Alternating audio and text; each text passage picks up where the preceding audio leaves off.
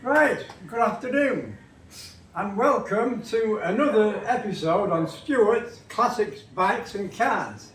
Today the subject is this HD3 125 13 horsepower Kawasaki. Now I'm going to turn this 13 horsepower into 30 horsepower and make it a proper little road racer. It may not look like it at the moment, but it will be in the future. So what are we going to do? We're going to change these front forks because they're not really good enough for going with a lot of horsepower. So we're going to put Suzuki Raider front forks on it. We're also going to take this wheel out and put a disc front wheel in with a 250 17-inch rim on it with sticky phantom tyres. So we're going to change the forks, change the front wheel, put a disc front brake on it. On the new forks, it won't have these handlebars on. It'll have clip-ons on that'll be more or less down here to put you in like a racing stance. Now this cylinder is only 125, so we're going to put a 140 Brutus cylinder on it, which sounds straightforward, but I'm going to do a lot of modification. This is the airbox which will go. The carburettor is in here under this cupboard.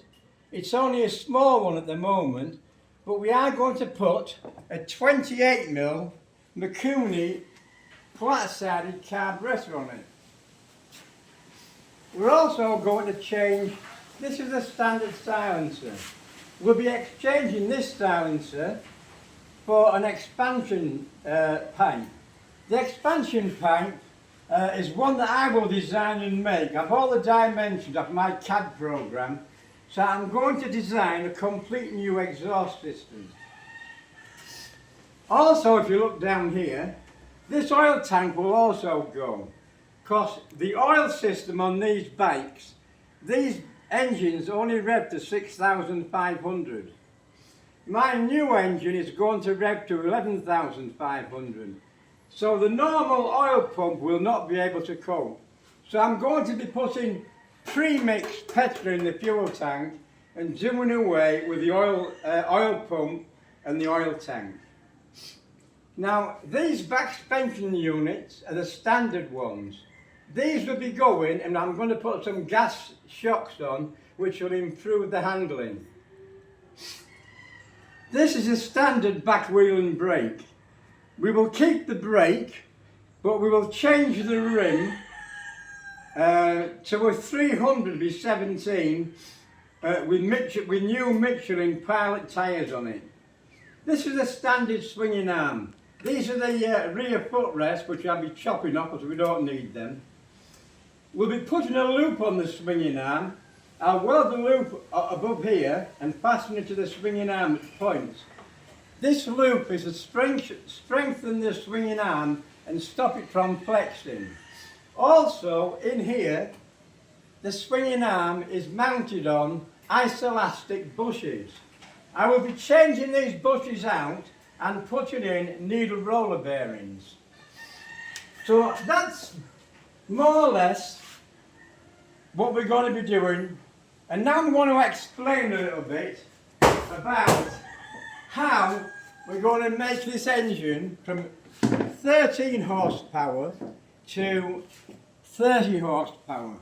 Now this on here, this piece here is a Brutus clutch.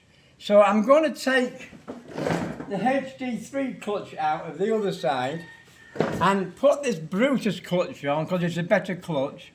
And also we're going to fit the primary drive gear to alter the primary gearing, because this primary gearing will be a lot better than the standard HD3. We'll also be fitting to the clutch brand new clutch plates. Now they're the solid steel plates, a full set, and they're the new racing friction plates. So we will be changing the clutch plates to a different set. This is the clutch release mechanism which we'll be using. Now what we have here is a standard HD3 crank. This is my spare crank. What I'm going to do, I'm going to press this apart. I'm going to take these two pieces apart.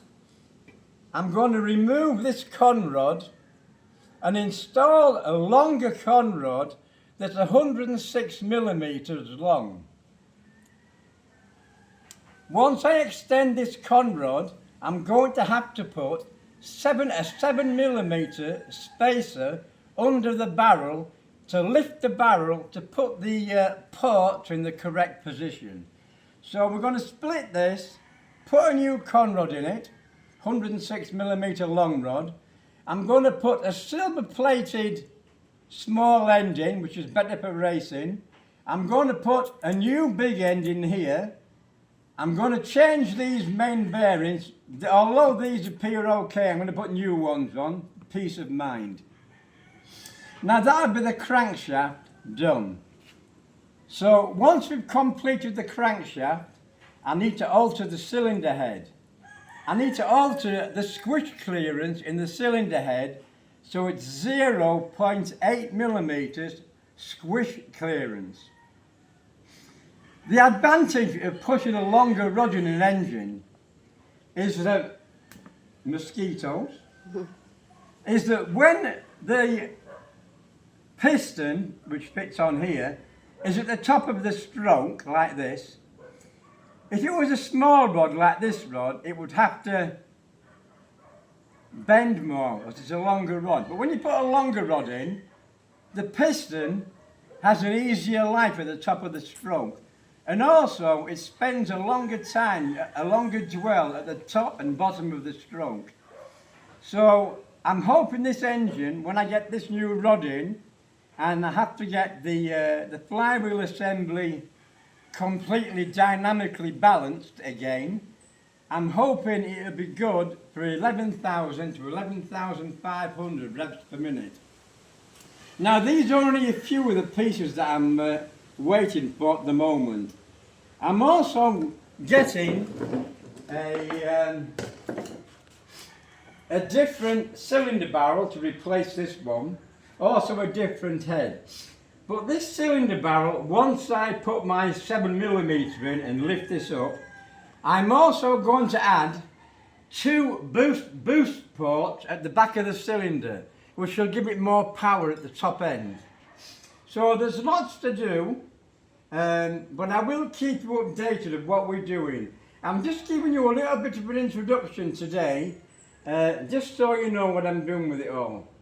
So keep watching and keep looking at Stuart's classic bikes and cars, and don't forget we're doing a restoration on this TR7 at the same time.